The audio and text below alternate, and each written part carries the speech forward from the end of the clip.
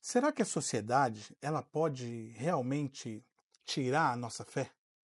Quando a gente olha para essa correria do dia a dia e esse novo mundo que a cada dia parece mais novo, será que toda essa realidade tem secularizado a nossa relação com Deus?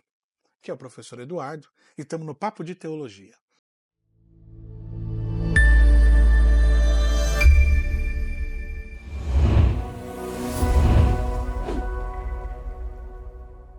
E só lembrando, antes de a gente começar aqui, toca o sininho, se inscreve no nosso canal, tá?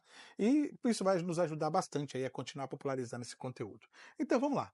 Secularização, será que isso existe realmente? Como que isso acontece, né? Então, esse não é um movimento novo. Eu vou falar para vocês que talvez nós poderíamos colocar que a secularização inicia na Reforma. Como assim, professor, na Reforma? Pois é, a Reforma ela deu o primeiro passo, né? Quando a Reforma afronta as certezas da Igreja, a Reforma meio que coloca uma pulga atrás da orelha das universidades e de todos os pesquisadores, que se a Igreja errou ali, ela poderia ter errado num monte de outras coisas. Então começa todo um processo entre a filosofia, no meio das ciências, para poder encontrar esse rastro da verdade além da religião. E começa um processo de secularização que não para mais. Mas esse processo de secularização, ele tem seus excessos, é claro, né? Nós vamos chegar neles. Mas nesse primeiro momento, assim, a Igreja tem muita dificuldade como estrutura geral de lidar com as ciências, lidar com o nosso mundo. Era um mundo até então governado pela Igreja. Todavia, nós vivemos hoje num mundo governado pelo mercado, governado pela lógica de mercado, pelo trabalho, pelo empreendedorismo, pela correria do dia a dia.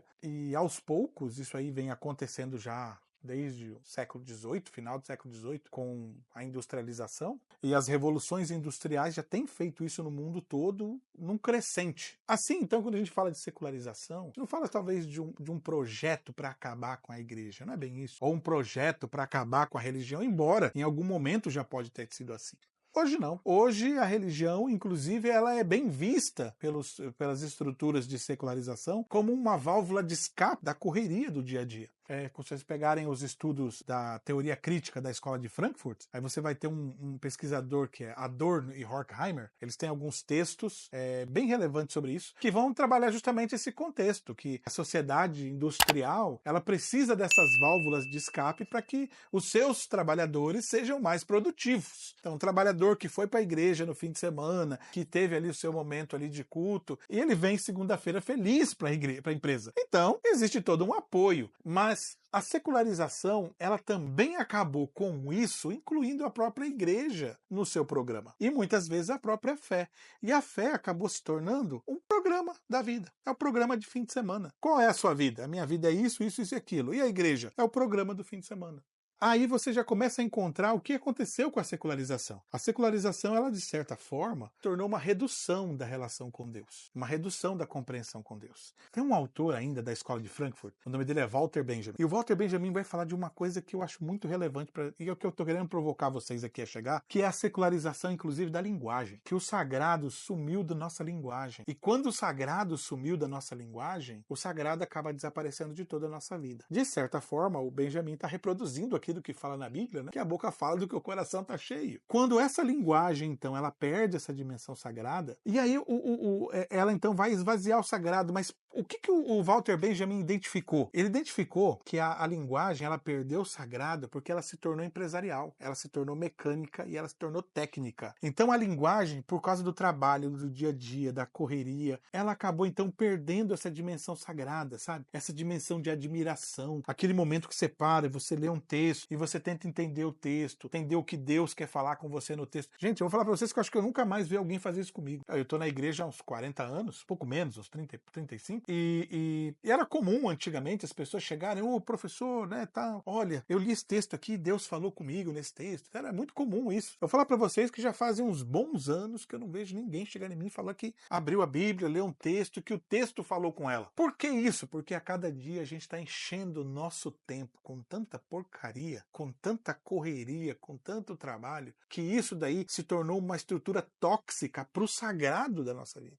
Então, como que você vai desenvolver o sagrado se a única coisa que povoa a sua mente, se a linguagem que enche o seu coração é uma linguagem voltada para o dinheiro, para o lucro e para a produção? Então, queira ou não, o caminho da secularização é esse caminho hoje dirigido pelo mercado. E aí há a necessidade de você parar um pouco e de vez em quando fazer aquilo que uma música aí famosa fala, né? Que é você de vez em quando tem que dizer para o dinheiro quem é que manda em quem. Não deixar que o dinheiro mande sempre em você, sempre dite os seus caminhos, sempre apresente aquilo que é o certo e errado, mas em algum momento você tem que dizer para ele quem é que manda em quem. Né, que é você que é a pessoa que tem que tomar a decisão. E aí, isso é importante, porque esse seria um caminho para a gente colocar um breque, aí dar uma parada nessa secularidade, que envolve hoje a igreja, envolve a linguagem, envolve as músicas. A mudança ela se tornou algo tão amplo que a gente dá. Você voltar então aos 30 anos para a gente pensar a diferença da secularidade, você percebe que as músicas eram músicas mais voltadas para adoração e para entrega. E hoje todo o culto ficou centrado na autorrealização. A pessoa entra no culto, ela ora para Deus abençoar ela. Ela ouve música que fala de como ela vai ser abençoada. Ela vai à pregação de como